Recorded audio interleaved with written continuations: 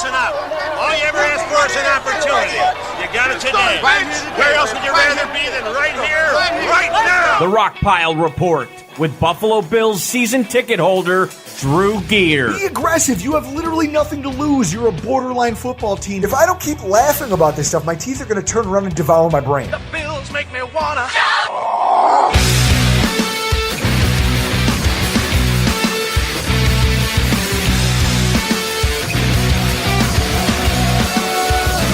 You know, it was the first time we were able to meet with Josh and sit down with him. We'd obviously scouted him in the fall, and we're excited to see him here. But to sit down, we probably spent 30, 35 minutes with each of the quarterbacks here. And that was the first exposure to him, and he showed us how smart he was when we got him on the board. Yeah, you know, I thought as the week went on, I thought early in the week, he and some of the guys were rusty. It was, you know, they hadn't played in a little while.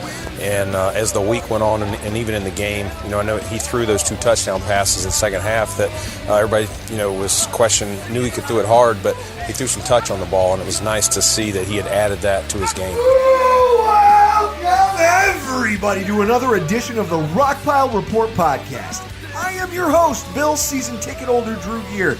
That's my producer, Chris Kruger, and that was Brandon Bean from his from a press conference after the Senior Bowl. What was it, Chris? NFL.com? NFL Network. NFLnetwork.com, whatever. Same people.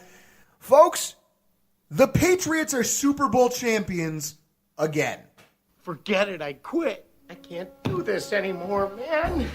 My head's about to explode. My whole life sucks. I don't know what I'm doing. I don't know where I'm going. My dad just died. We just killed Bambi. I'm out here getting my ass kicked, and every time I drive down the road, I want to jerk the wheel into a goddamn bridge impoundment. All right, so maybe it's not quite that bad. But damn it, come on. Is there no justice in this world? None. None whatsoever. Well, we have a special guest in studio with us tonight to help us cope. Mr. Nate Geary. How are you doing tonight, sir? We have good friends who are New England Patriots fans. Schofield. Good friends? Mark Schofield. I'd say he's... Good friend. You know what the thing with Schofield is? It would be easy to dislike him if he didn't like Scrubs and Africa by Toto so much. That he's really become an icon. That's it. Yeah. I mean, so I can't have that much animosity towards the guy. I really can't. But Did you see the signs that the 4-month-old was attending his second championship parade? Stop it! It's not fair. Life is officially unfair. With that, Mr. Geary, how have you been, and what have you been up to lately? What have I been up to? I saw just a quick follow on Twitter shows that you were in some foreign country. I saw Recently, yeah. That's Yeah, right. Atlanta, Georgia. Atlanta, Georgia, definitely a foreign country. I was also in Tampa, Florida, which is also... Oh, Jesus, you might as well have been on the moon. Yeah. Christ. Yeah. Did anyone, were you ever in harm's way? In Florida. In Florida. It felt like every time I walked outside, I was in harm's way. And here's the thing. So I went to a buffet, right? And it was like one of those everything... Like a Pizza Hut lunch buffet? No. This was more like a large home-style, like... Basically anything you could have thought they had at least one of. Like Old Country Buffet on steroids. Golden Corral. You know, quality-wise, Corral-ish. So they had... They advertised no way an the all-you-can-eat upgrade. oyster bar. All-you-can-eat oyster bar was advertised in this buffet. And I was like, okay, I'm sold. They were terrible oysters. They were awful. You ate oysters from a buffet. What did you want? I don't know, some... But you ate oysters from a buffet. terrible. People are touching them with the... They were terrible. Nope, not going to do it. With that said, what were your thoughts on the Super Bowl, sir? It was terrible. I mean, let's just... It was terrible. And listen, like, I understand that a lot of people are like, oh, you know, you just like all this offense and, you know, and... You're just not you're not a true football fan because you didn't enjoy the chess match between Brian Flores and Sean McVay. You know what I say to that person? Fuck you. Exactly. Fuck you. Like, let's watch a game that has more than 16 points scored overall. Not only that, But, Jared Goff, it just should have been Drew Brees. At the end of the day, the Super Bowl would have been much better if it was the New Orleans Saints. Thank you. I spent the whole time wondering, what the hell am I watching? I mean, the day itself was phenomenal. Every single one of my my tips and tricks for how to survive the Super Bowl that we gave out before the game last week, I implemented all of them, and I actually had a pretty good time. But the day was amazing. I spent the whole time out in the yard smoking and grilling meats and hanging out with my dogs drinking beer. And then, as all the food was coming off, it was kickoff, and I felt like I didn't miss a damn thing. And then the game started, and it felt like I was just getting bludgeoned over the head with something. The game was mind-numbingly boring. To the point where there's a lot of it that there's whole stretches of game that I just can't recall. I can't recall, and I'm not subjecting myself to watching it again. My girlfriend isn't necessarily, she's not a huge football fan. She's become a bigger football fan because this was like our first Super Bowl together, and this was like my way of really getting her tied into the offseason. Like, this is how you end a football season with the Super Bowl, but you don't really ever end with football. You just kind of go on to the next portion of the next phase of the season. Now it's phase 1 of the season, but like, what a terrible game to try to just being a cat. And did you guys see the TV ratings for New Orleans? Well, that's it. Oh yeah, I noticed. It was like 51% of New Orleans didn't watch the Super Bowl. They boycotted it. Everybody across the country seemed to boycott it. I mean, it was the lowest rated Super Bowl in a decade. The last time ratings were that bad, it was the Cardinals and the Steelers. The Cardinals. As good as LA was, they're just they didn't really have that many cool storylines. If they had won the Super Bowl, I said it last week, if they win the Super Bowl, what, you're going to have a parade for 500 people? It'll be the shortest parade in human history. That video of that bar after the game-winning field goal for LA, and the bar was like, oh. Golf claps. All golf. Well, at least you didn't have to watch the Super Bowl on an airplane, because I was coming back from my cousin's wedding in Gainesville, Florida. And if you've never been to Gainesville, Florida... Sounds worse than Tampa. This is how bad Gainesville is. Combined the Riverside area with Bailey from Clinton to Genesee and the Perry Projects and make that a city. That is Gainesville, Florida. It is the scum of the earth.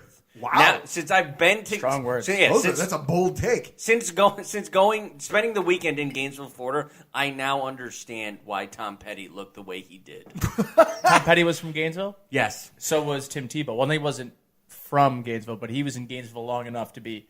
You would think that some of his attitude. We all know Tim Tebow came from heaven. That's a great point, and that's a good pivot point right there. There were 2 highlights of the game for me, folks. Just 2. First of all, I won $175 in the 0-0 first quarter in my squares, and I'll tell you Popular what, one. I wasn't happy about it. My wife goes, I'm literally, I just took my empty beer can and threw it, and I was like, what? 0 points in the first quarter of a Super Bowl, and she goes, but I think you won money. And Chris, you know what happens when I'm already in the mood to rant. I disregard everything anybody has to say. So my response was, you do that all the time. Who cares? Oh, and then it became comical. That and me correctly identifying and tweeting out photos.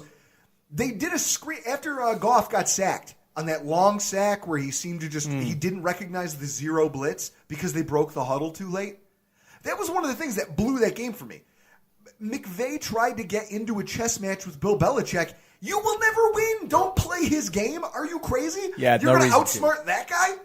You're fucking high. So, with that said, after he gets sacked, they show this large woman screaming and leaning over the banner. She's got front row seats clapping, and I realize it's the chick from the Titans game who ate the flag in the stands. Wow, really? I did see that tweet that you had. Yeah. It was hilarious. That was the highlight of the game for me. Like, how did they let this animal in here? Much less give her front row seats. How do you she's obviously foaming at the mouth. She obviously is an assistant manager at Family Dollar. Oh, definitely. How do you acquire the Family seats? Dollar? That's what I'm saying. How do you acquire those seats? The team put her up. The team had somebody got involved here. That's an abomination. My takeaways from the game are this, Mr. Geary, and I want to pick your brain about this. This is the coping part of all this, because the game was atrocious. The funniest part of the game had to be when my entire basement just turned the halftime show into a giant roast. My friend's wife looked at the other wives and girlfriends in the room and goes, "Can you believe that we used to think he was attractive?" And they all just took to making fun of his shitty tattoos. Oh, you're talking about Adam Levine. Adam Levine. And then Big Boy came out with that fur coat on. Now, I hope that you're not about to put any negativity or negative words behind Big Boy. Oh, yeah. Because he was the highlight of the show. That jacket. I wanted it to be like the Ghostbusters when it turned into squirrels and tried to eat that woman. I was walking down the concourse to my flight from Baltimore to Buffalo, and I saw a TV in the distance, and I saw this giant fur coat, and I was like, I hope that thing turns into squirrels. I had to ask myself, who is Big Boy? Oh yeah. The only way they'd halftime show would have been acceptable is if he opened up the jacket and he actually had Andre 3000 in there and he hey-ya'd. Now that would be great. And he hey-ya'd his way across I'm a bit of a Miss Jackson fan. But Exactly. I mean, hey-ya would have been fine. So my personal takeaways from this game, first of all, I wasn't mad. We're cleaning up and my wife's looking at me and she's waiting for the inevitable typhoon of just negativity. And it never came. And she's like, "I'm surprised you're taking this so well." I told her flat out, watching the Rams perform against the Patriots in that game makes me feel better about the Bills situation in a couple different facets. Number one, everybody's been putting us down because over the course of the last season and a half about how, wow, the game is this offense, it's offensively trending. And if you don't have a young, innovative offensive mind running your team, then you're always going to be behind the curve. Really? You scored 3 fucking points, McVay. You look like a deer in the headlights. You're my age. You looked like I look. I don't know. I'm just trying to think. When Larissa said yes, she actually agreed to marry me. That's the face I made. Just wide-eyed, stunned amazement. I can't believe this is actually happening. Except his looked a little bit more like he was going to throw up on his shoes. And then I think about our quarterback. It's obvious from that Super Bowl performance. I know a lot's being made in the press. I don't buy into this, is Jared Goff's job safe? Are they going to move on? It's all bullshit. He was the number 1 overall pick. He's been an effective quarterback, and they've learned how to score. Here's the thing, though, is do they feel they could get his level of production from another rookie contract or from a cheaper quarterback? Now, that is a question, and that's a fair question to ask. That's a fair question, but and I guess this is where I look at our situation, and I feel better about this.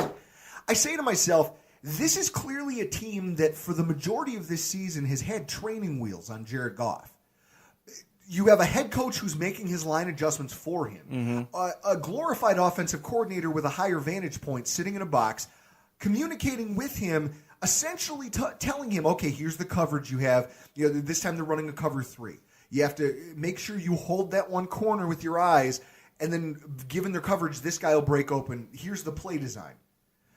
Well, they went into that Super Bowl with a plan of either, hey, we're going to rush to the line and try to make a play, or we're going to not break the huddle until after the call so that Belichick can't line his defense up against their offense. And it backfired horribly because it turns out without that prompting from the offensive coordinator and his head coach, Jared Goff doesn't do well at reading a defense and finding throwing lanes.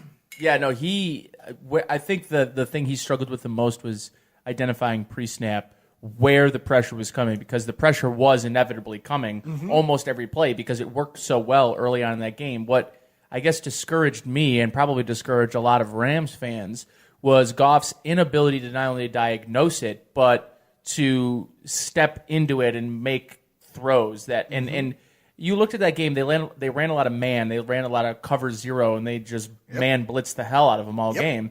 And some of the, everyone was talking about, well, what a great game Brian Flores had. Why are we talking about Bill Belichick? This was the Brian Flores game. This was his innovation, his ability to get after the opposing quarterback, to shut down the second best offense in all of football. And yeah, it's probably a great storyline. How hard you and I without a game plan, could go out there and bring 6 every play and run cover 0. If your defenders are defending, it doesn't matter. You can be whoever you want to be calling plays. If your defense is, on a consistent basis, winning at the line of scrimmage, and Stephon Gilmore had such a great game. I thought he just really shut down, and I thought for sure that I didn't love the man-on-man matchup with him and Brandon Cooks because I just think Cooks is such an athletic, so fast and nimble and quick in space that there wasn't a great matchup for Gilmore. But I thought it didn't really matter who he was on all game because he was blanketing the coverage all over the place. And there was a play that I think Goff actually completed, and it was the first time that basically in the game he had made a contested throw to a receiver that made a play to catch the ball. And I think Tony Romo said during that something like along the lines of, these are the sorts of throws that you have to make. This is how you're going to win, is by making those throws. Guys aren't open. You have to throw them open. And especially if you've got 2 seconds, no one's open in 2 seconds. It doesn't matter. It's the NFL. Defenses are shutting guys down for 2 seconds. That's the way it goes. You have to be able to give yourself an extra second and a half to 2 seconds to give yourself a legit. But Tom Brady doesn't, because Tom Brady knows the moves the defense is making before the defense makes them. And especially, and I was thinking the advantage was going to be to Aqib Talib and Nickel Roby-Coleman, because those two guys not only played, if you're Aqib Talib, but played with Brady, played against Brady every day in practice, and Nickel Roby-Coleman, who played against him 2 times a year for 4 years. I'm thinking, okay, well, these guys might have a leg up. It was the opposite. Tom Brady knew what they were going to do because they played each other so often that as much as I thought that maybe the advantage was on the other side, it was really Tom Brady's understanding of what those guys were doing. Did Tom Brady win MVP? No. I mean, obviously Edelman did, but he played well enough, and especially just towards the end of the game, where in that the last 2 minutes of the third quarter up until the end of the game, where he just turns on the efficiency button.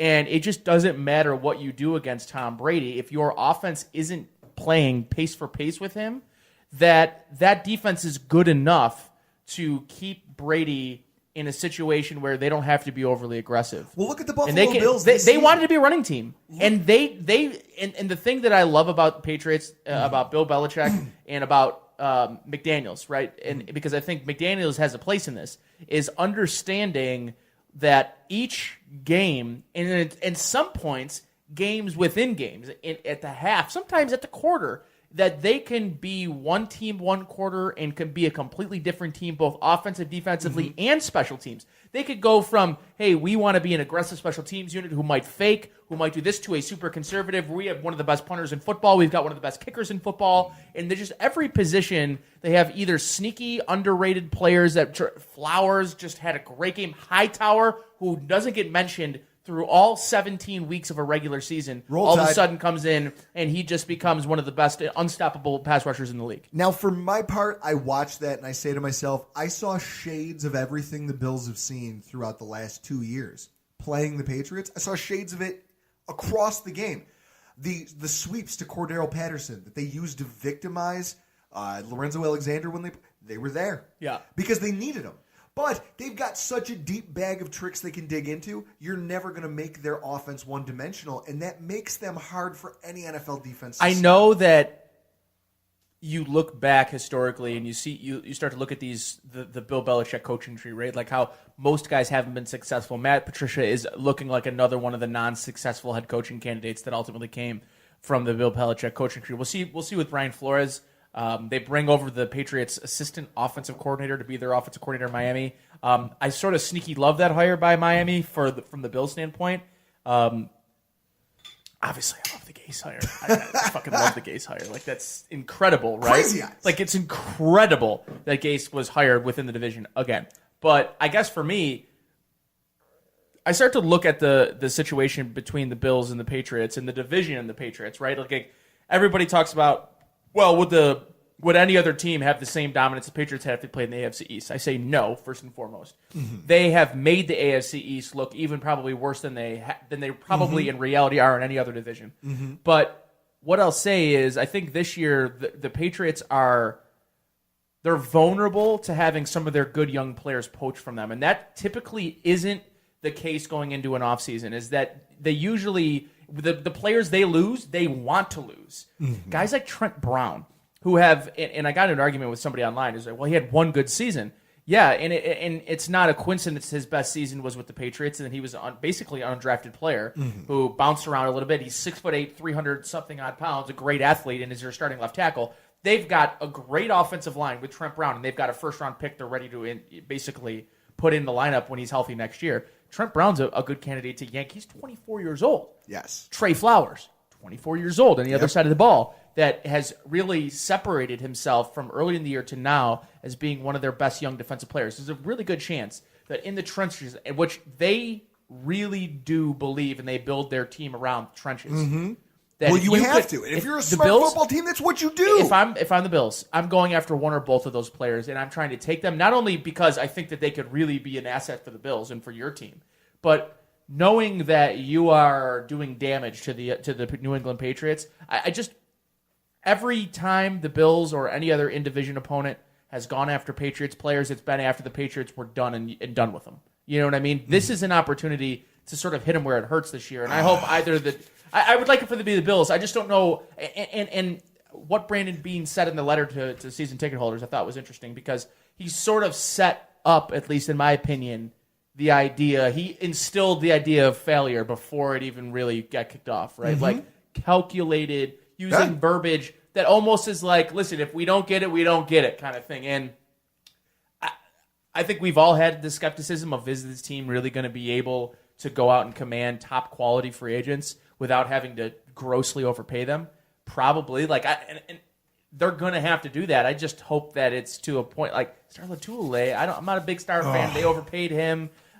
He's the highest paid player next year for a guy that keeps the linebackers clean. And listen, I am not minimizing that. I understand his role. I know that it's important, and I know every team needs sort of an anchor. But $11 million for a guy that eats up blockers, I can find people his size that could eat up 2 blocks. And that's why free agency is so important. That's why free agency is so important. And ultimately, it can make or break your team. And I like the things that I'm hearing, but at the same time, like you said, it comes down to execution on that front, which is why I'm so amped to just get into this. I think like for me though, it can be a successful off season if they don't go out and get DeMarcus Lawrence or like a big name free agent. If they got 6 or 7 starting caliber depth, if let's say altogether between depth and starting, they ended up with 11 new players in free agency that were either depth or $5 million and below per year, that you've probably made your team much better as a whole. And then you go and try to draft guys that turn into superstars. Everyone's talking about the Bills trading back. The Bills have traded up 2 years since Brandon Beane and Sean McDermott have been around. They trade up a lot. Well, the one thing that I like about that is that it shows that we have a GM who's active. And the free agency moves that we've made seem to have paid off over the last few years. I mean, I would say the Star Lotulelei. It's moves like that make you question what's going to happen. You know what? We were going to do the Bills news update here, but I'm itching. We're going to get right into this. Scratching. We're going to get right into this right off the bat. Free agency, offensive preview. I take a look at the Bills' cap situation right now as we stand today. We know they have holes on defense, but the offense is really where... And they're likely going to add more holes, right? They have to. You're talking about $78 million as of today, $84 million with the inevitable, I think, release of Charles Clay and Vlad DeCoste. Right. And then it could go up to as much as $91 million once the annual revenue split, once the annual revenue is announced and the salary cap increases comes out. Once that happens, we're sitting at about $90 to $91 million. It's a really interesting place on the offensive side of the ball to start the free agency conversation because, A, it's likely we're going to see the biggest makeover in terms of spending, and there's enough figures and facts out there to, prove that this is where it should be. The average NFL team last year spent $64.1 million on the offensive side of the ball. The Buffalo Bills didn't even come close. They spent just $42 million. That's just 22% of your total salary cap on the offensive side of the football. And then you wonder why they were so bad. I mean, think about this. They had 2.5 times the amount of dead cap than they had offensive spend. And heading into 2019, $22.7 million. That's all we have in active contracts allocated to the offense. we ranked 31st in the NFL in total offensive production, just above the Jets, and the Jets spent just about as much as we did. Well, they got Adam Gase, so. So I look at what the team's philosophy is first and foremost. There's a lot to be said for how a team who's in such a dire situation in terms of a need for talent, how they approach things. Now, as Bills fans, we've seen different GMs and different coaches approach things differently. Doug Whaley tried to build his roster by signing a ton of short-term 1- and 2-year deals that really left the team light on overall talent and exacerbated every single miss. I mean, think Percy Harvin, the Marcel Darius extension, signing Tyrod Taylor to an extension. These were moves that you made 1 year, 3 years at a time for each player. Where did you get with any of them? Yeah, and I think, too, you look at teams like the Browns. Well, why are the Browns trending upwards? Well, it's because they've got all these really great high first-round, top-of-the-draft picks that eventually are going to come up. A guy like Myles Garrett comes to mind. Like, they're going to come around and spend Jerry Hughes a little, probably more than Jerry Hughes made on that big contract. But think about that. A guy like Myles Garrett will probably get, as a whole on his contract, $20 million more, and maybe that's spread over 2 years, $20 million, so $10 million per year more. Mm-hmm. Not as like a total for the contract, but that's Myles Garrett, and that's Jerry Hughes. And Jerry Hughes had a really good season. I'm not taking anything away from Jerry Hughes, but you'll look at the profile of player of a guy like Myles Garrett compared to Jerry Hughes. The Bills have always had a method of trying to re-sign and keep your own talent, which I think is always important. I think you want to do that. They've just been re-signing talent that wasn't very good, exactly, or that wasn't good enough. Well, and then you looked at some of the GMs who went out and swung for the fences. Buddy Nix comes to mind. Yeah. Buddy Nix went out and thought that his way of making us a winner was to go out and, okay, we're going to bring in T.O. Okay, that didn't work. We're going to go out and we are going to spend whatever it takes to get Mario Williams into a Bills jersey. And before him, Marv Levy thought he was going to fix the offense. But for those of you who are old enough to remember or were paying attention, when they said, we're going to revamp this offensive line, we're going to bring in Derek Dockery and Langston Walker in free agency. These two mammoth offensive linemen, only to find out that the offensive coordinator that they brought in wanted to run an up-tempo offense that two huge, massive human beings can't possibly run. They both ended up being cut before the end of their deals. I mean, there are any number of ways to go out there and approach this. Now, what I liked was at the end of the season, Brandon Beane at his initial press conference, right after everything ended, he had an interesting answer when a reporter asked him about how aggressive he planned on being in free agency. Judicious is probably the word I would use instead of aggressive. If you're not wise with it, you can be back to where it was when I walked in the door here. So we definitely want to fill holes in free agency. I think I've said it before. You use free agency to help you so you're not going to draft, in April with all these holes, and now you're drafting for need. I promise you, drafting for need is a mistake that can set franchises back, and I'm not going to do that as long as I'm in charge here. Brandon Beane, end of season press conference, BuffaloBills.com. That's refreshingly candid. For a staff that says nothing, I mean, Sean McDermott is walking Ambien. The man could put anyone to sleep with his press conferences. Hearing that from a GM who essentially says, look, I know you guys want to know how quickly I'm going to burn through this $91 million. I just don't feel like... It's not the year to do it, though, either. No. And I do think, they have a unique opportunity to sell certain position players. I think maybe most notably the wide receiver position.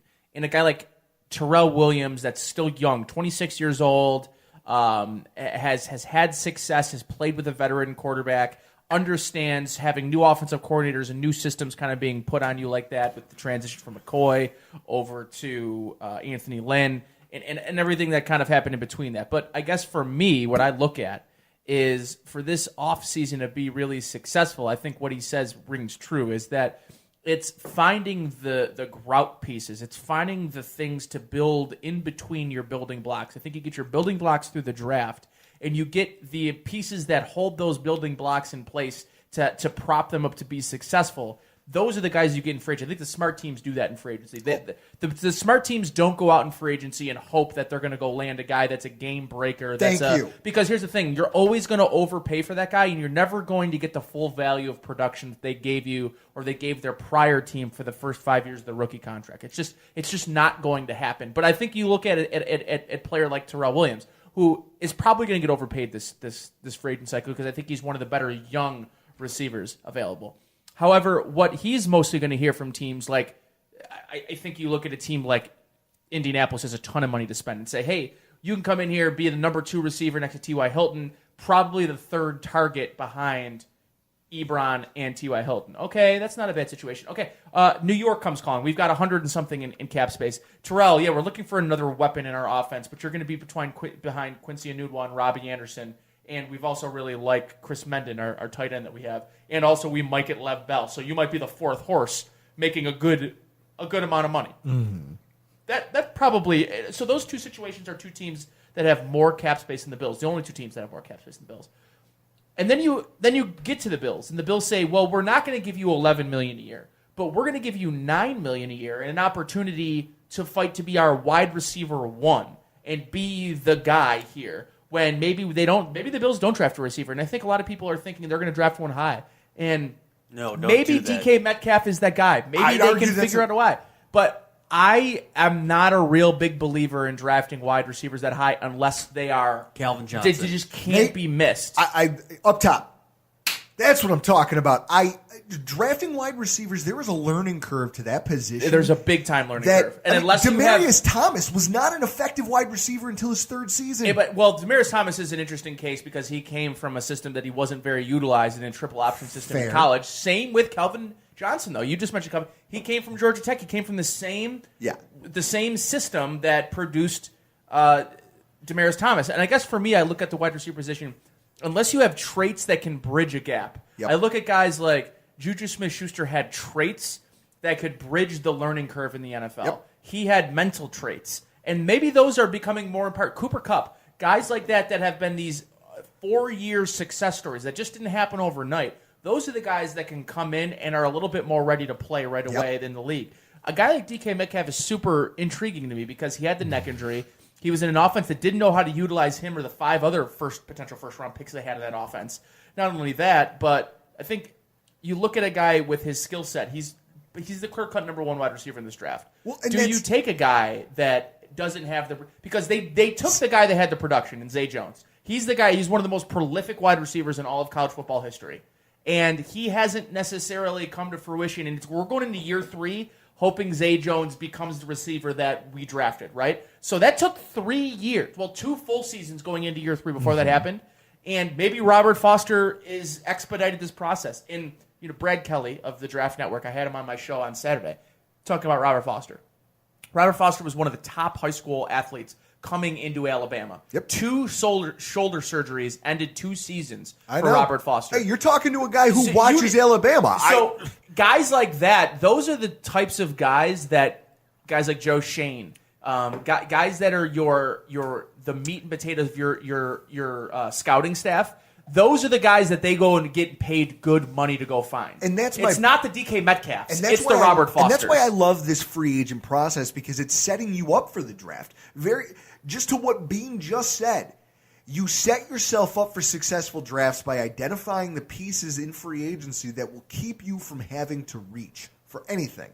Here's a guy we can live with versus here's a guy, to your point. I mean, that's what it is. Are you going for the big splash versus are you going for meticulous talent acquisition? The 2 comparisons I have here for the Buffalo Bills, the signings of Jordan Poyer and Micah Hyde versus the signing of Mario Williams.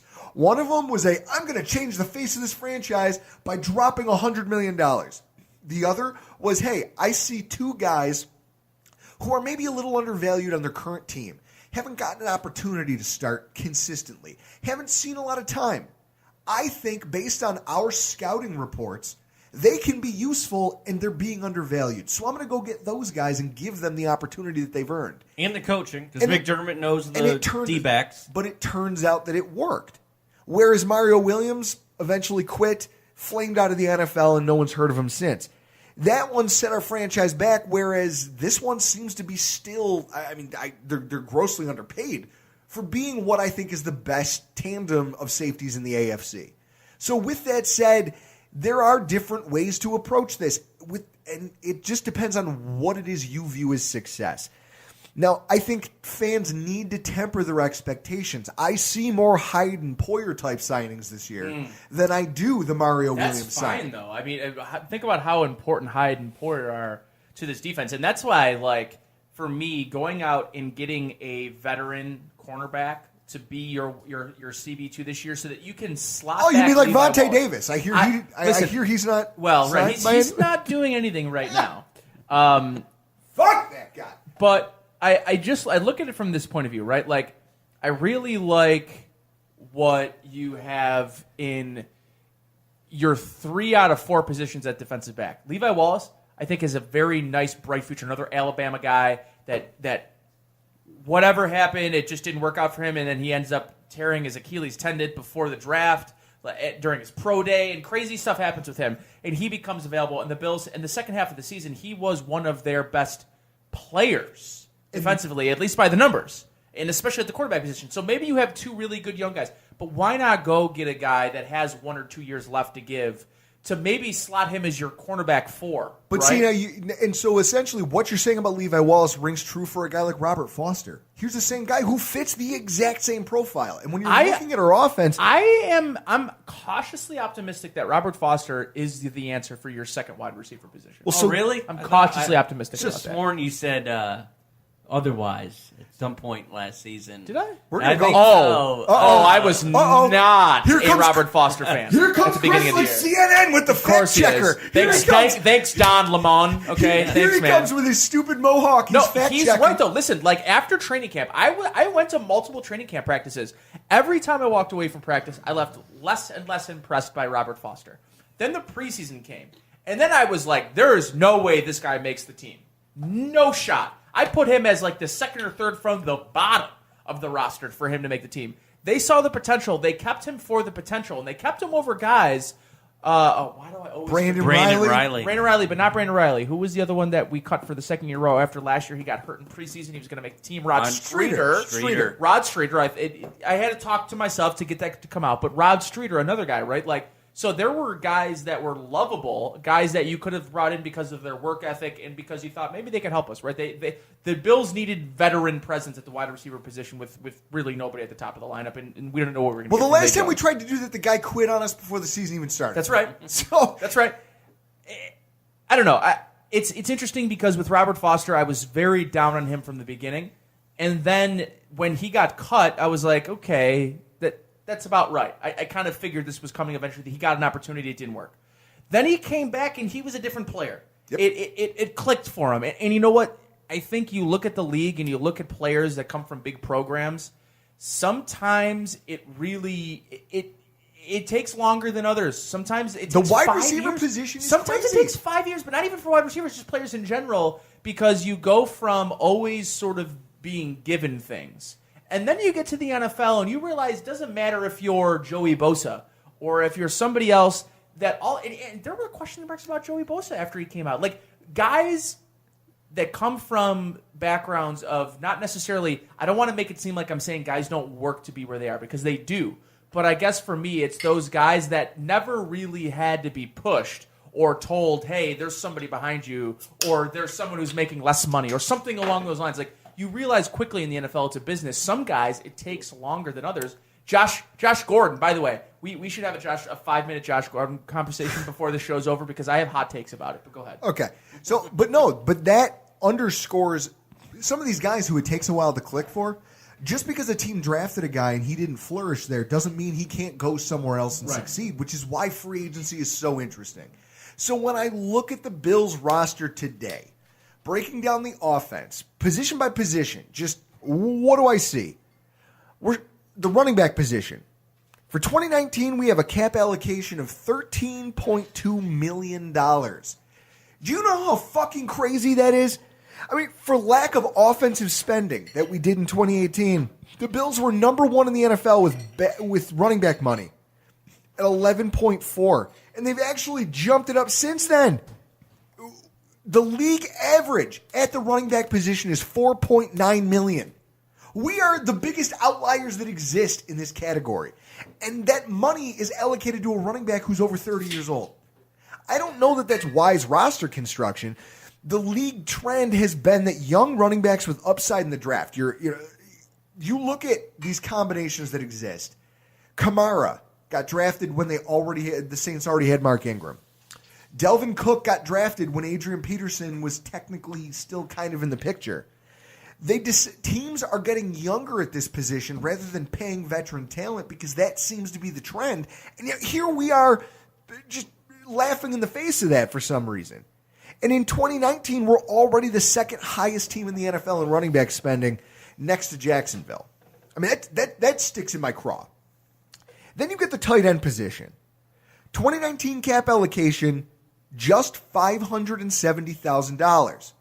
A lot of people have been surprised when I tell them that right now, Jason Kroom is the only tight end currently under contract for 2019 outside of Charles Clay. Behind that, what do we have? Bueller.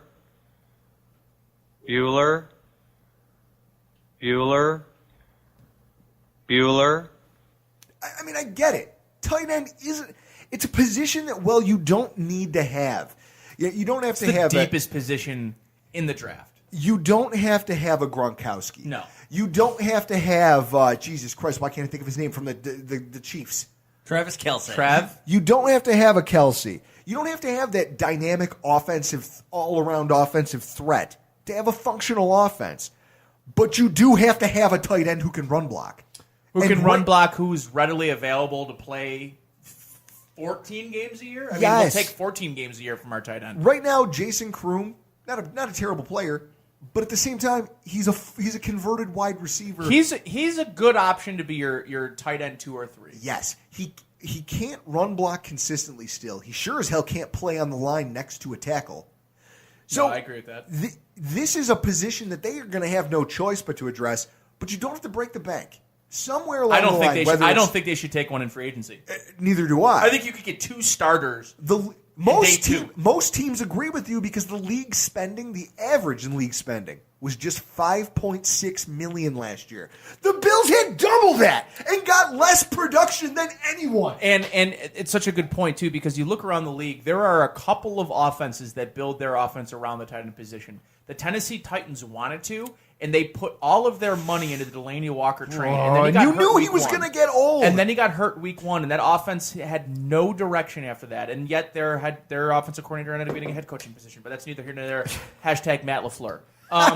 But you know what I will say is that teams that have a really great tight end are if you look around the league, most of them are good offenses that have really good tight ends. Yes. And I look at the one guy that I think maybe the Bills could make a run at, if not through trade, because I think ultimately there isn't going to be a trade market for him because of the price tag he just re-signed last year. And don't even get me going about Tampa Bay because I think they're the worst managed fucking football team. We're going to talk about them in a minute. Jason Light is the worst GM. He is Ryan Grigson. He's the current Ryan Grigson of the league. Because let me just tell you about Tampa Bay. Let me just tell you about Tampa Bay. If I was a Tampa Bay Buccaneers fan, I would be You'd on consider suicide switching watch. to Miami? They're just, listen, I love Bruce Arians. What are you doing, Bruce? Why would you sign on to go to that fucking team? They're a train wreck. No pun intended to our friends over at Trainwreck Sports. They are a fucking train wreck. Let me just, and the reason that I look at it is they spent a first-round pick on a defensive tackle last year. They're about to cut their franchise defensive tackle, Gerald McCoy, so they can just go draft a second year in a row a defensive tackle in the first round. So that they can, and then what? They're going to try and maybe get a running back at Lev Bell, or they're going to try to go get one. They're going to bring back Jameis Winston, who I just think at this point, his career's over. I don't think he's a very good player. Stop touching women and stealing crab legs. Maybe, you know what? Knock it off. That might be a Seagram's bet. Is I don't think that Jameis Winston makes it out of next season as the starting quarterback for 2020. First of all, I don't like Jameis Winston. I never did. I thought he was sort of a punk.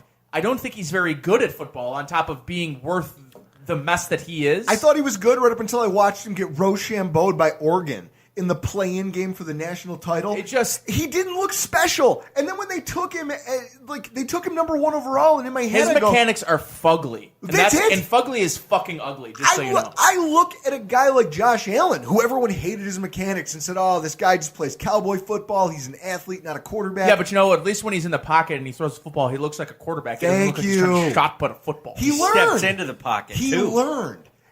This kid hasn't. You know what? Now that we're talking about Tampa Bay, you're going to force me to I got to move on to I'm going to skip a position group because you want to talk about Tampa Bay hatred. We're going to talk about the wide receiver position for the Buffalo Bills in the NFL. Okay. The Buffalo Bills currently have, for 2019, allocated to our cap $5.9 million. That's it. That should change. Okay? There was 2 positions on this entire team last year that really took it on the chin.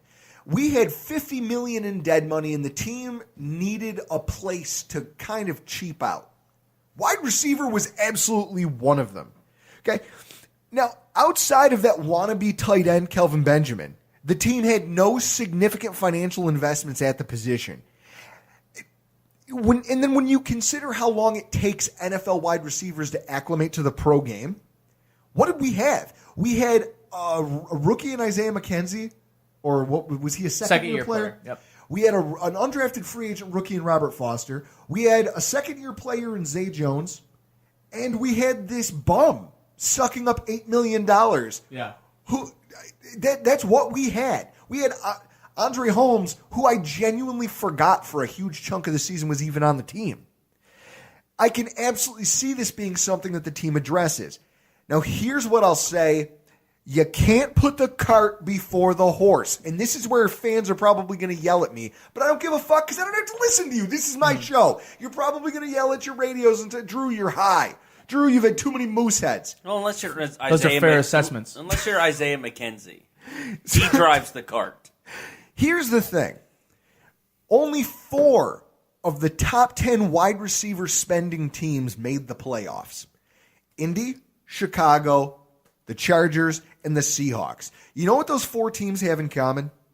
They all have Pro Bowl caliber or franchise quarterbacks. Okay? 3 teams in the top 10 for wide receiver spending spent more on wide receivers than on their offensive line. Tampa Bay, Arizona, and Miami. They had a 15-33 combined record. Tampa Bay was number 1 in terms of passing yards and passing yards per game, which is an absolute fucking outlier. Most of those games, it wasn't. They were down. Most of those games, they were down, and it was Ryan Fitzpatrick at quarterback. They don't even have him around anymore. Outside of that, you see Miami, the 30th ranked passing team. Arizona, 32nd, bottom of the league. Yet they were high in wide receiver spending. Yeah, on Larry Fitz? Because that's it, right? But they only spent $2 million on their offensive line. Well, their offensive line was worse. They spent $2 million on an offensive line. They fired their coach. Their GM should have been beaten with bars of soap wrapped in towels like this was Full Metal Jacket. That's what happens when you spend $2 million on your offensive line and 14 on wide receivers. That's pretty ridiculous. And what? I would say 80% of the spend was on one guy, on Larry Fitzgerald. And now here is the cardinal point I'm going to make about wide receivers, and I can't even take credit for it. I'm an aggregator of football information. I like to, unless it's coming from WGR. I'm sorry. Some of those guys can kiss my ass. If you're on the radio, I love you. I listen to it. I love Tony Caligiuri. That's one of my favorite shows. But I'll tell you what. I kind of scour the internet for football information, real in-depth football information, and Field Gulls, the SB Nation affiliate. Field Gulls? Field Gulls. Seahawks. The Seahawks SB Nation affiliate. They're kind of their leader, Kenny Arthur. He wrote a really great article that I'm going to link in the description of the show that I urge you all to go check out about why free agency is the worst thing to happen to football. But he wrote specifically about wide receivers. Only 2 wide receivers had over 1,000 yards last season with a team that did not draft them. Wow. Robert Woods of the Los Angeles Rams. Who was a great pickup. Brandon Cooks of the Los Angeles Rams. And then if you want to get in on a technicality, Amari Cooper, he split time between two teams last year. Those are the only three players who changed teams in the offseason or during the season that got 1,000 yards. Everybody else regressed, okay? Other notable wide receivers who flopped for the money they're getting paid. Jarvis Landry got tagged and traded. I never thought he was worth the money. A $14 million a year contract. He had 976 yards and 4 touchdowns. Sammy Watkins. 7.8 million he got paid, which is going to increase to $19 million in cap hit next year. He had 519 yards receiving and 3 touchdowns.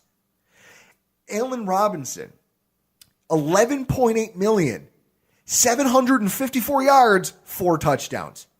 Compare those statistics. Look at Sammy Watkins, for instance. 7.8, 519 and 3 touches.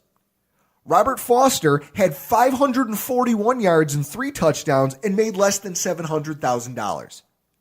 Now, that's not to say that I don't want the team to upgrade at this position, but I want to underscore how easy it is to miss in free agency signing wide receivers from other teams. Yeah, but if you sign as a wide receiver here in Buffalo, there's a good chance we'll give you a key to the city. Byron Brown's being Literally, there's a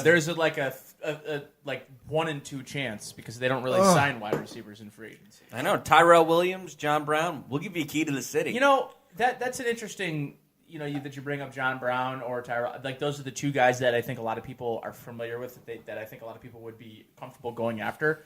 I look at this from 2 points of view. I'd like the Bills because I just like the numbers game. I think that eventually, if next year, if your wide receivers are Terrell Williams, who you get in free agency, Robert Foster, Zay Jones, Isaiah McKenzie, that's 4 right there.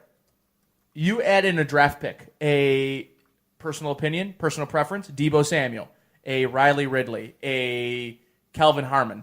You add one of those 3 guys, and those are your 5 receivers going into next year. Then you add in another one. I don't know.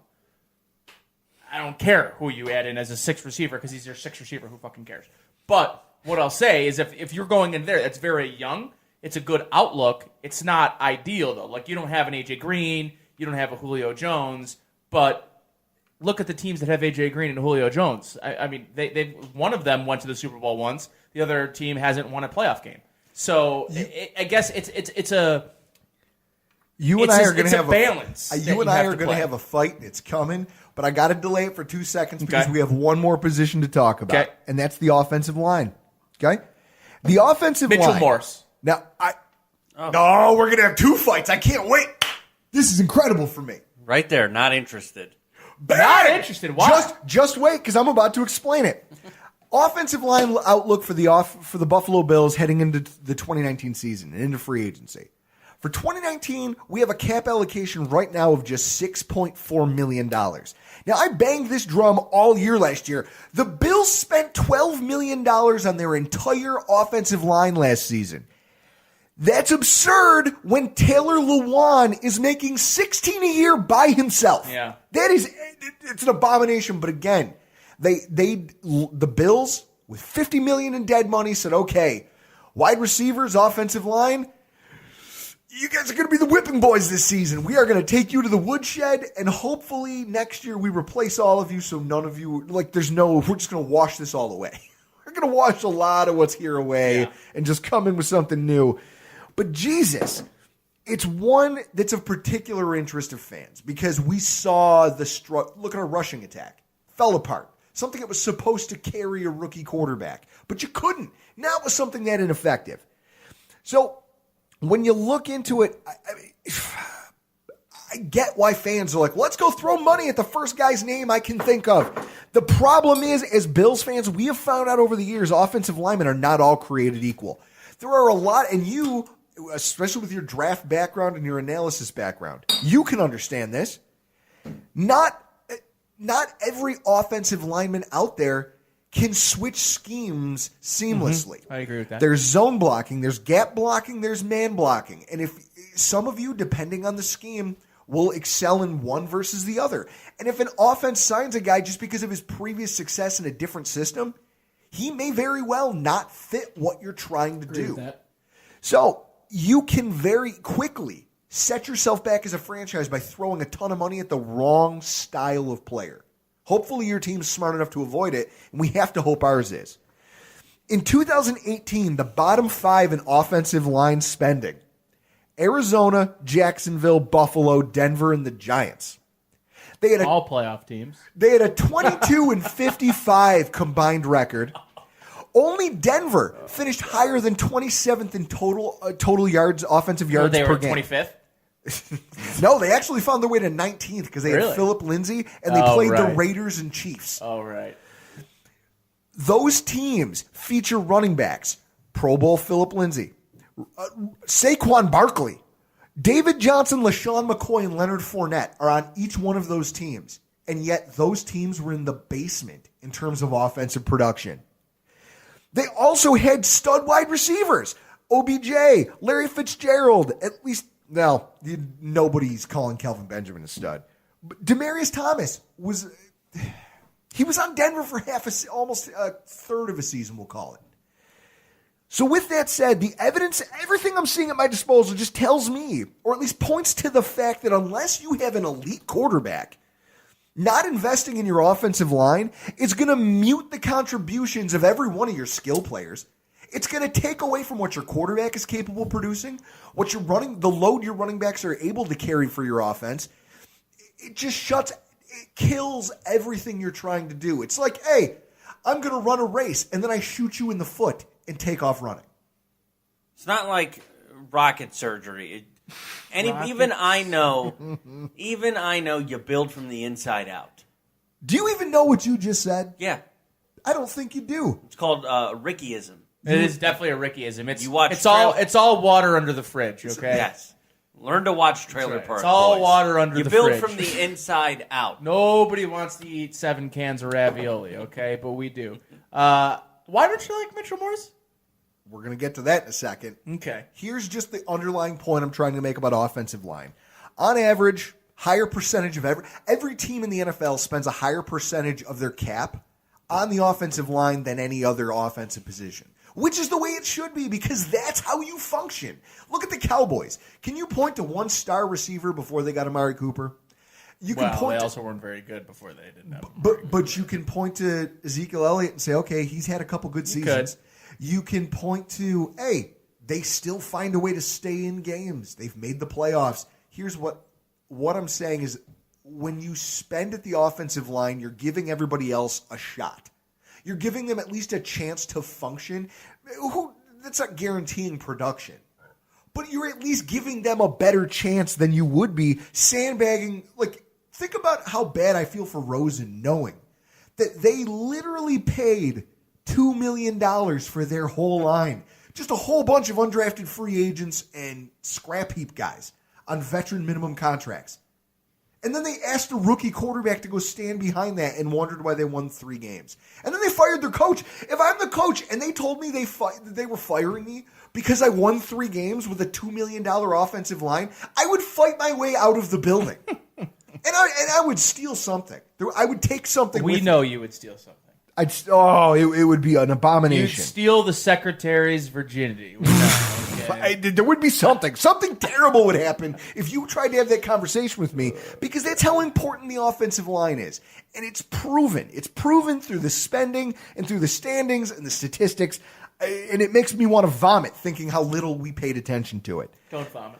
So with that said, I'm looking at how we're going to spend our money. And I think offensive line, it's almost the inverse of what we just talked about. Running back is the last.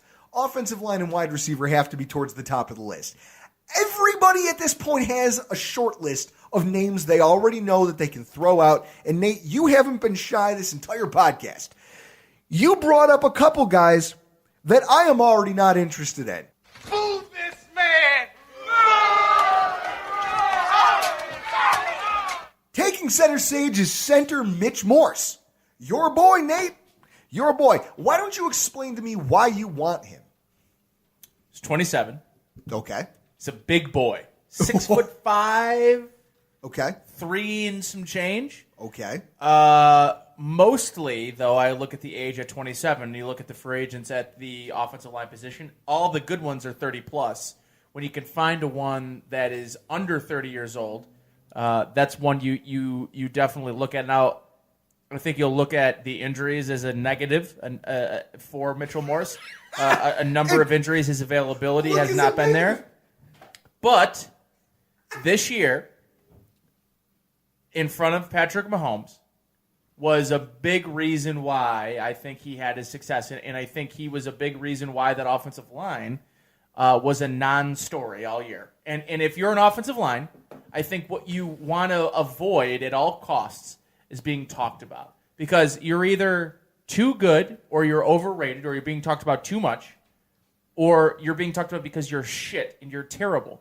I think it's the offensive lines that fly under the radar that are the best offensive lines and the most consistent offensive lines in football. And what I like about Mitchell Morse is his ability in the kind of offense that the Bills want to run, a guy that can move around for being his size. But I think maybe most importantly, obviously, I think we all know the Bills need an anchor offensively on the offensive line, and they need a guy that can be around for more than a couple years. And what I love about Matt Paradis is a lot of what I love about Morse, except maybe more so, is that I think he has more mobility than Morse does. The problem is he's 31 years old, and can you build around a 31-year-old center? I don't think so. Can you build around a Roger Saffold who's 32 years old? I wouldn't want to. I start to look at some of these offensive line. Can they help you for this year? Yes. Could they help you in 2019? Sure. Could they help you in 2020? Maybe. Can they help you in 2021? I don't know. Like, that's why guys like Trent Brown, Mitchell Morse, guys that the reason that they'll become available is because of the reasons that we talked about, right? Like Trent Brown doesn't have a great history other than last year, and Mitchell Morse doesn't have a great history other than this year because of his injury problems. The problem is what you're banking on is when you bring them in here that they can stay healthy and continue to build on their careers because they're young players. And you're already gambling. And you're already gambling with the Bills' money. But here's the thing: unless you're drafting one, though, you are gambling on offensive line. I just threw my glasses. You just underscored the exact reason why this player is going to probably be the top of the free agent class. I think Matt Paradis will end up being the top paid center. Top paid center on a 2 or 3 year deal. On a long-term contract, you're talking about signing Mitch Morse. He's going to be he's the guy 5 years. Think of when 5-year deal when you're going big game hunting for a center that you can build around. You know what I don't want to do is build my offense around a center who already has had a severe concussion to the point that I got severe concussions, and look at me. I'm here. I'm functionable. I'm at your podcast. You're podcasting. You're not out there taking blows to the skull. Also, I hate the fact that, because he's got this injury history, yet he's young, he's mobile, he's big, he's got this one season in front of Patrick Mahomes to build off of and build his case to be a highly paid player. This is a trap to me. Mitch Morse represents irresponsible spending when you talk about, I'm going to give a 5-year contract to a guy who hasn't been routinely healthy. Pick it up by the Bills. He has not been healthy. And so if you overpay for a guy who hasn't proven that he can do something that you are banking on him to do, at the money you're going to pay to get him, because there's going to be a bidding war, then you are fucked. You are fucked. What did we hear? Climb to the top of New Era Field and jump off the scoreboard. What did we hear earlier? Judicious spending. Thank you. I don't know much about Mitch Morse, but I do know this. A concussed Mitch Morse is better than an unconcussed Ryan Groy. That is very true. A concussed has a handicap sticker is better than Ryan Groy. And is probably better than the other guy. And I don't even want to say his name because I don't even think it's really worth mentioning. Seagram's bet. Mitch Morse will not be in the Buffalo Bills uniform. You're not willing to take that. I'll put it on the board. Honestly, I would like a better player than Mitch Morse to bet on. All right. So someone's stupid. Let me work down my list of people that I'm not a fan of, because the next You know what? I just inspired that I need to make a 3rd year in a row. I need to make a Browns bet. And I'm going to make 2 Browns bets. Oh, Jesus. Do you have a death wish? Lay it on us right now. Well, you know what I'm going to do? Lay it on us. The Browns are going to make the playoffs next year. Whoa! You heard it here. Wait. The Browns are going to win the division and make the playoffs next year. Oh! All right. Seagrams, put it down. I want that bet. I'll take that bet. I want that bet. I will take that bet. I will Holy take that shit, too. folks! That just happened. I don't know where it came from. It just came from like I feel it's all like, these moose heads. I feel like Ron Burgundy and Anchorman, just sitting back at my desk. It's going, wow, Boy. that escalated quickly. You killed a guy with a trident, Chris. You may want to lay low. You were holding a grenade. I think you're wanted for murder. Speaking of murder, I'm about to murder this next one. Wide receiver John Brown. Fuck that guy, too. I've heard enough. I've seen so many different Bills-related outlets pegging Brown as a target for the Bills. Well, it's because he was a target last year. I thought he was signed, according to Bills Fanatics. I love just the out of left field shade that Chris is able to throw sometimes. Here's what I'll say. I see where the mindset comes from. Like you said, he was a target last year. He's back on the market. He's a year older. But I'm not going to lie to you. You have a guy like John Brown on the roster already who costs you less. I mean, I'm just taking a look at this. Yes, our offense was bad. No, he didn't have the yardage that he had. Well, actually, it kind of almost. You look at what John Brown did with the Ravens last year. He had 715 yards and 5 touchdowns. Robert Foster, at a fraction of what John Brown cost, put up 541 yards in just 13 games. And he 3 touchdowns. And I think the thing that blows my mind is his yards per reception was 3 yards higher than John Brown's. That's it. If you're a downfield threat and we have a guy who's showing he has the chops to do it, why do I need to pay you $7 million a year? Get the fuck out of here.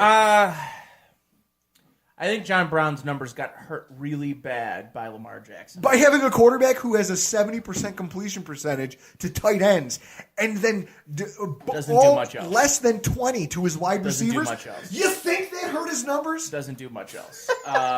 So yeah, that hurt his numbers. Not a big John Brown fan. I didn't really love their want for him in the first place. I think at his best, in his best situation, he's a wide receiver 3. In an ideal situation, but he'll end up being elevated to a 2 or a 1 this offseason, and he'll probably be one of the higher paid wide receivers in free agency this year. Not a guy that I'm looking for. And then your boy Terrell Williams. Let's talk about this because you want to talk about guys who are getting overpaid. I'd love to. Holy fuck. Okay. I'd love to talk about Terrell Williams. He claims that he's a number 1 wide receiver Runs and wants to be paid like one. Mm-hmm. But he's only had one starter. Like when you look at starter statistics, these are the numbers that I want to see from my number 1. Let's call it an $11 million a year wide receiver. Okay, my Sammy Watkins contract. I expect to see damn near 1,000 yards and at least 7 touchdowns. If Terrell Williams is a top 2 receiver, I think he's a 1,000-yard receiver. On this team? And there's the rub.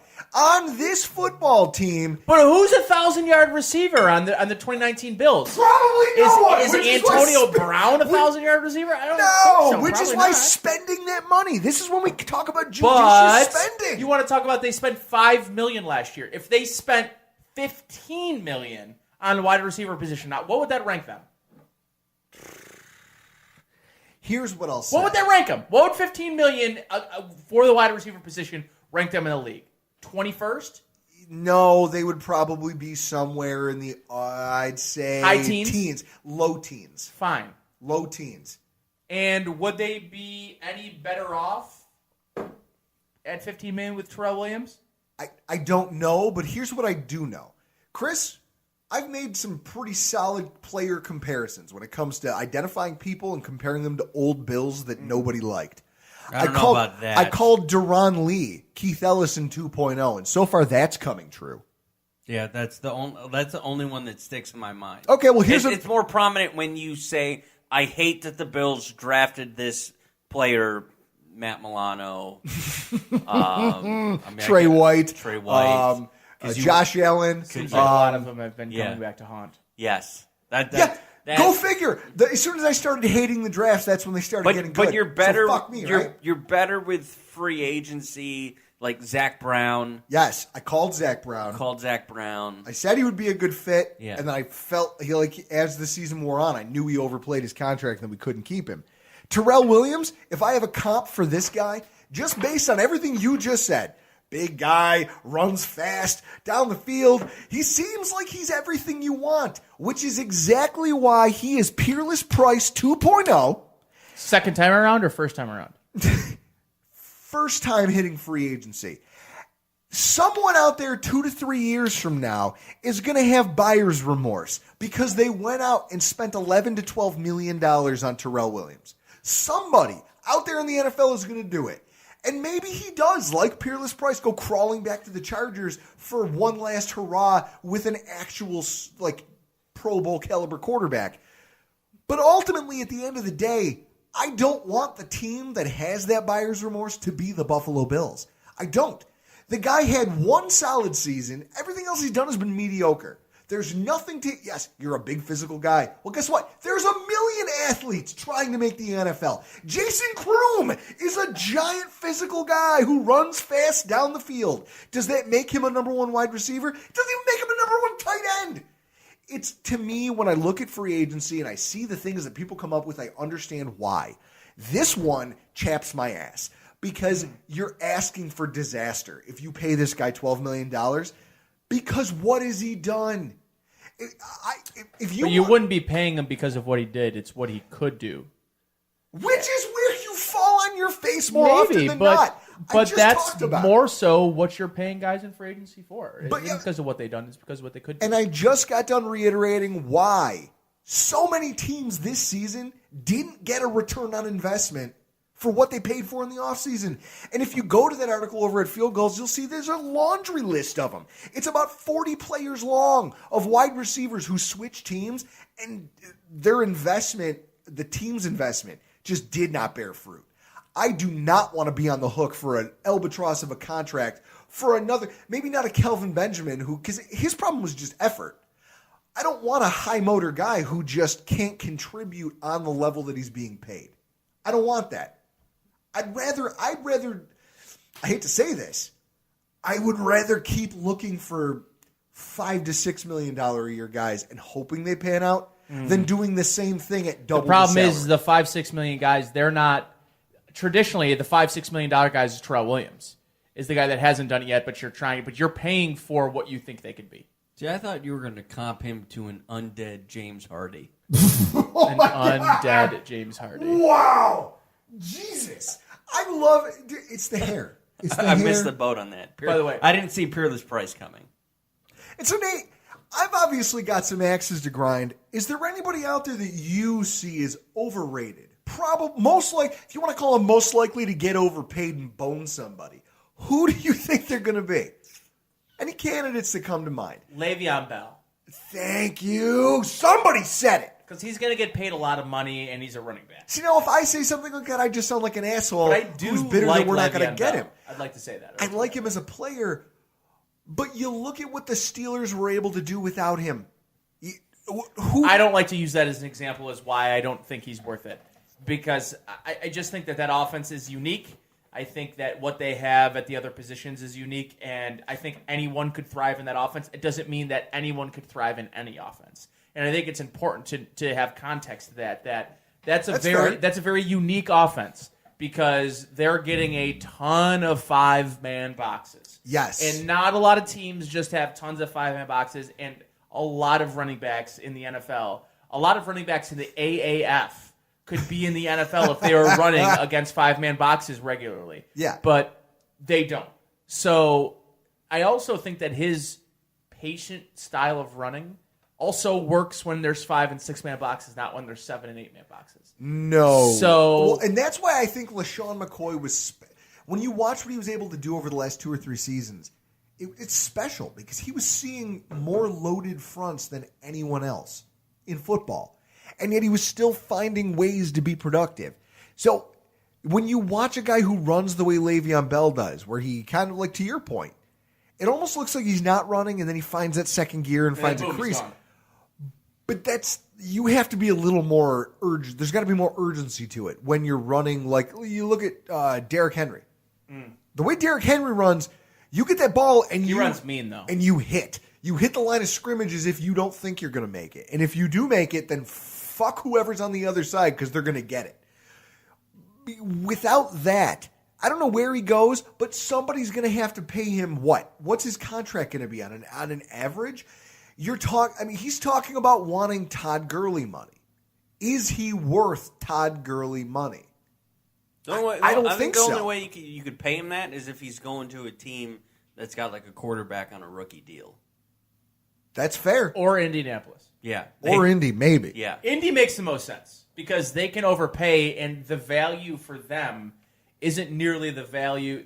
A $26 million value for Le'Veon Bell in Indy is a totally different $26 million value in Buffalo.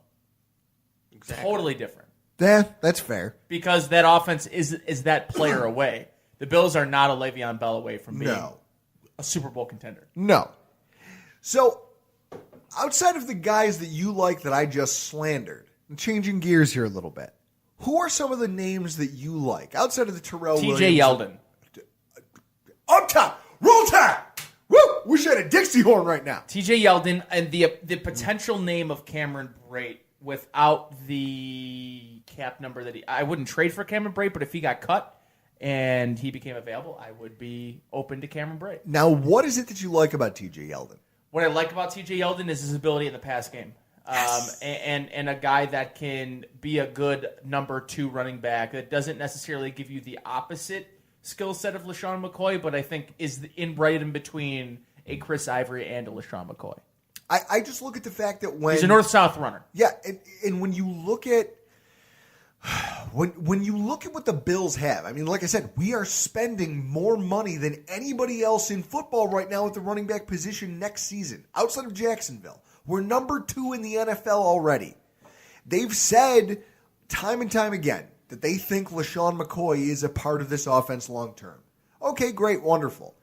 Well, you also are paying $2 million to a guy named Chris Ivory who essentially was supposed to be your short yardage back and really didn't thrive in that role.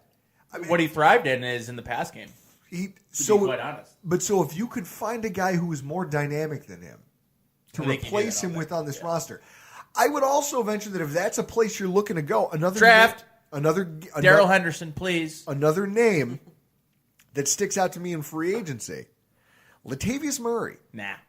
Latavius Murray strikes maybe without LaShawn McCoy. With LaShawn McCoy. You don't like him? No, not at this point. I just think TJ Yeldon's the one guy I'd pay because he's still young. I think he's 26. Yes. He was drafted. He came out and he was drafted young, and he played through his rookie contract. He brings a level of play that I think the Bills could potentially use. But then you talk about Latavius Murray. He's a north-south runner. He's 30 years old. What is he going to... He's going to be basically making what Chris Ivory's making. So what about Mark Ingram? No. You just say flat out no? No, because he's going to be a $10, $11, $12 million a year player. Somebody's going to pay him as a starting running back. It's going to be the Jets if they don't get Le'Veon Bell, or it's going to be Indianapolis if they don't get Le'Veon Bell. Now on the offensive line, there's a guy that I like, and like I said, when I think about judicious spending, that's the quote it keeps echoing in my head from Brandon Beane. I can't pronounce his last name. I'm going to take a stab at it. Nseki? I don't know. He's an offensive... I've watched him play. I can't say his fucking name. He is a fantastic backup tackle. Okay? Washington... You talk about the offensive line injuries that the Washington Redskins have seen over the last few years. Pretty crazy. It's insane to see how injured their offensive line has been. So this backup tackle has gotten a lot of playing time. Here and there, they've used him as a left tackle. They've used him as a right tackle. He's proven decent at both positions. But so for being a guy who's in his late 20s, he's starting to get up there towards 30, but he's only been used as a reserve and a swing tackle, he hasn't had the wear and tear on his body that a lot of guys have. And yet when he's been asked to come into the lineup, he's thrived. With that said, he seems like a guy who's ready to make the jump to a team that's willing to pay him the right amount of money. Now, this is where... and he's Washington's Ryan Groy, is that what you're trying to say? No, he's what he is. I'm trying to think of a comp here, because you're trying to find a guy who was underrated, didn't get a shot, and then when he got a shot, he did well. I can't think of one offhand. Maybe it's the Moosehead. I don't know. But could be the Moosehead. Here's what I'll say. You talk about the importance of your pro scouting department. Our head of pro scouting just got an assistant GM job somewhere. Okay? He's now working in Miami as an assistant GM. Our pro scouting has done pretty well. I'm hoping that they left them the groundwork to find guys like this guy, who you're not going to have to pay Mitch Morse money. You're not going to have to go out there and pay Trent Brown money. But at the same time, he can come in and be just as effective for you if you feel like he fits your scheme. I mean, it's just moves. That's why he's incredibly interesting to me. You know, for those of you, the spelling of it is Nsekhe. Go out there, Google it. I'm not making this shit up, and I've watched him. I think the kid could be good. At the same time, at the wide receiver position, there's two guys that you didn't mention that I think could be useful here in Buffalo and wouldn't run you a king's ransom. First of all, guy I won in the first go-round. Malcolm Floyd at wide receiver. Oh, here we go. You don't like it. Explain to me why. Explain to me why. What do you mean? I want to get the table out like that meme. You said Michael Floyd, right? Malcolm Floyd. Do you know who that is? I don't know who that is. Oh, jeez. Maybe I did. Oh, fuck. Michael Floyd. I'm an idiot. Who? Malcolm Floyd. I don't know who that is. It's Michael Floyd, former Notre Dame Golden. Yes. Yeah, it's Michael Floyd. You love Notre Dame. He DWI'd. Yeah, the DWI Michael Floyd? Yes, that guy. Played in Minnesota this year?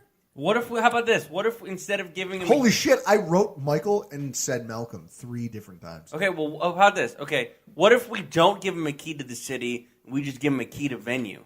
Well, that would be... You would be considered an enabler. Why don't you think he's a fit? I see a big possession receiver who has some physicality. He's bounced around the league since being drafted in Arizona. So he was drafted in Arizona. He didn't get his fifth-year option. He ended up going... Didn't he go to New England? To New England. You can't work out in New England. Didn't dress for the Super Bowl. Actually, he went to Minnesota, and then he got cut from Minnesota and signed by New England. And then went back to Minnesota because he played in Minnesota this year. No, he played for the Redskins this year. You're right. You're right. Play for the Redskins. Either way, I mean that's like a flyer. You're taking a flyer on a guy. Okay, like that. And guess what? I'm going to pay flyer money. Loved him at Notre Dame when he was with Golden Tate. Big physical, because I'm looking at wide receivers who can help our rushing attack. But right now, I don't see a physical wide receiver on this roster. Zay Jones, okay run blocker. In the words, Isaiah McKenzie, too small to pull it off. Robert Foster doesn't have the body type for it. If he's our fifth receiver and you pay him $4 million a year to go out there and be the guy who comes out and run blocks, Andre Holmes couldn't do it. In the words of America's pedestaled whore, and her name is Ariana Grande. Thank you. Next, let's move on to the next. Cordero Patterson. I'd be open to Cordero Patterson. You're talking about a guy who has versatility. But if Cordero Patterson is going to make what? At most $2 million. That's it. I'd pay him $4. And if New England said I wouldn't pay him $4, I would pay him $2. You're high. You're talking about getting a guy who can be your kick returner, your punt returner. He can be jet sweeps. He can do all the things Isaiah McKenzie was being used for, except he's twice his size. Just give me Isaiah McKenzie. For $900,000. Well, we haven't had a kick returner, punt returner since, I'd say... T. McGee? McGee, yeah. McGee. Maybe Roscoe Parrish? At $4 million, $5 million a year, I would take a guy like Cordero Patterson because we've seen how he can be utilized. That's too expensive for me. It's too expensive for me. Yeah, come on, Drew. It's too expensive for a fifth wide receiver, a third running back, and your number one returner. Good, let's go spend $11 million on Ty Williams. That's a good idea. Thinking maybe Tyron Jones, but to whatever his name is. Tyron Jones. Is that his name? Are you talking about Tavon Austin? No, I'm talking about because if not, if you are, I'll throw you right the fuck out of here. Third running back, fourth running back, Taiwan Jones. Yes. No. Anybody else that you're a fan of in this process? That's maybe not being talked about? Yeah. That nobody's really heard about because everybody has their own. Like I've brought some offensive. Brandon Graham. Okay. He's got a McDermott connection. Now you've got my attention. He's a legitimate. He's still, I think, a good enough pass rusher, defensive end in a 4-3 scheme. I think the Bills could stand to add a veteran. I also think the Bills shouldn't. Listen, I think that Dallas is in a really interesting situation, right? They've got to re-sign both or all three of Amari Cooper, Ezekiel Elliott, and Dak Prescott. They've got a lot of cap space, but they've got three pillars on offense they need to sign. Defensively, they're going to let Sean Lee go. That's going to open up some space for them, right? Is it enough space with the other three that they're going to give DeMarcus Lawrence a $75 to $100 million contract? No. Do I think the Bills would be willing to give anyone $75 to $100 million contract? I think for the right person, they might. I think DeMarcus Lawrence, if the Bills were going to go big on one guy, I would want it to be DeMarcus Lawrence. Whoa. You're talking about us going out in free agency and spending a ton of money on a defensive end? Dude, we have Shaq Lawson and Trent Murphy. What? What an idiot. Oh, what a loser. Be that as it may. The idea is, folks, there are moves out there to be made. The team has a lot of money to spend. We all have differing opinions on how they should go about doing it. It's going to be, I'm telling you, it's exciting to see that the team finally has the latitude because last season, Brandon Beane took a lot of ownership of it. I give him credit for that. The thing that scares me as we wrap all this up, Nate, it's easier to tear something down than it is to build it up. A lot of GMs, I shouldn't say a lot of GMs have done exactly what Beane did because I feel like we've watched GM after GM after GM come in here for the Buffalo Bills and try to just piecemeal together a team while carrying the previous GM's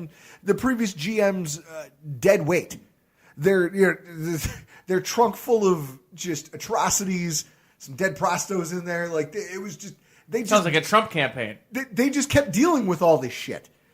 So now you're talking about a GM who finally came in and said enough's enough. I'm going to take one season, and yes, we are going to be bad. We're going to take $50 million of our cap and just let it go. And we're going to field a semi-competitive roster. I look at where we finished in the standings, and I say to myself, 6-10. With $50 million in dead money, that $50 million could have been 2 to 3 to 4 players on this roster that could have made a difference. That could have shifted that win ratio here or there.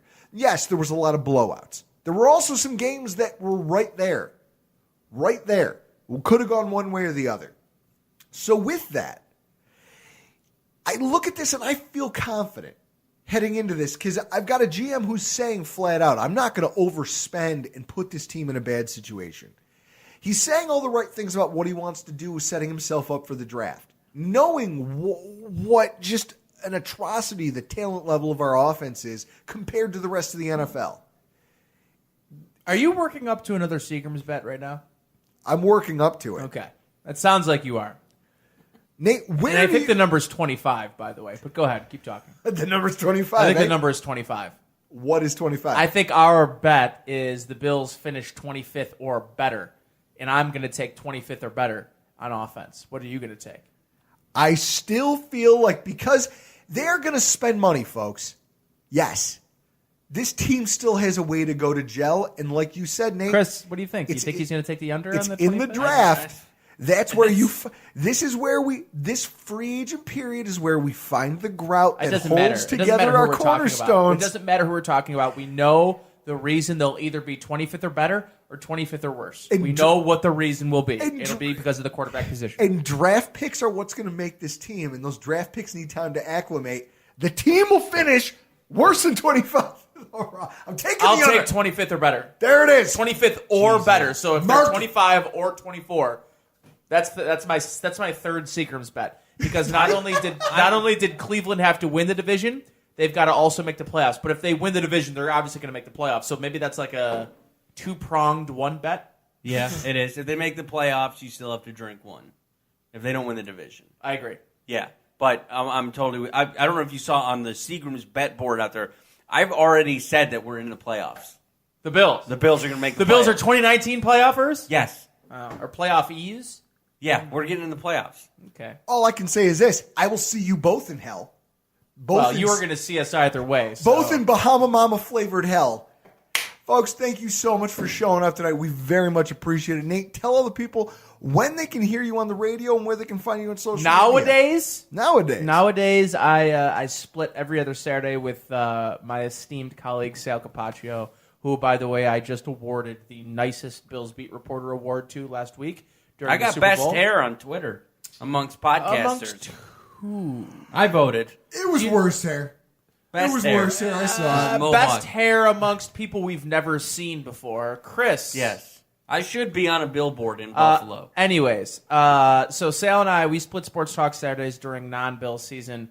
You can find my work at wgr.radio.com. .radio.com. You can check us out there. My work will be up there. I've also got a 5-part series coming out on cover1.com of my top 5 quarterbacks for this upcoming draft. It doesn't mean anything to you guys now because the Bills have Josh Allen. Isn't it cover1.net? It is cover1.net. Did I say .com? Yes. I meant to say .net. Thank you for correcting cover1.net. me. Cover1.net. That is where you can find my top 5 quarterback work coming out. Obviously, I am also on the Cover 1 Buffalo podcast from time to time. I haven't been recently because I travel a lot and I work a lot. But I will be making appearances from time and time again from there. Otherwise, it's basically, wait until next football season to hear me, 4 times a weekend. And we can't wait for that. To listen, for the sheer enjoyment of listening to you having to deal with all the post-game callers. Just the way he looked at that, the way he just looked at his beer. It's like a man thinking about Vietnam. I've been through a lot. I've seen a lot. Folks, make sure you give him a follow on Twitter. Follow his work. Is it at Nate Geary, WGR? You bet. He does a great job. They've been thinking about ripping the WGR tag away from my Twitter, but the hell they will. The hell they will. All the other Nate Gearys in the world that want that Well, there's handle. one, and he's my cousin, and he's a great diver. He's an Olympic diver, but I'm the more successful one. You're the more successful one. Guys, make sure you check out the link in the description tonight. Great article if you're really interested in the nuts and bolts and the failings of free agency just across the board and why not being judicious the way Brandon Beane's talking about really will fail you. And also, Wise Guys Pizza. They supplied the podcast tonight. Nate Geary was pumped that he got some. It's been a while. I took it. By the way, because of Chris's unbelievable ability to edit, no one will know other than me telling them right now that I took a 10-minute poop in the middle of this show. Folks, right in the middle. On that note, we really do have to go. It's been a lot of fun. I feel like this has been one of the first really just football-centric podcasts we've done in a long time, and it's got me fired up for the off-season program. We've got a lot more coming for you, so stick around. I'm Drew Gear. That's Chris Kruger. That's Nate Geary, and this has been the Rockpile Report.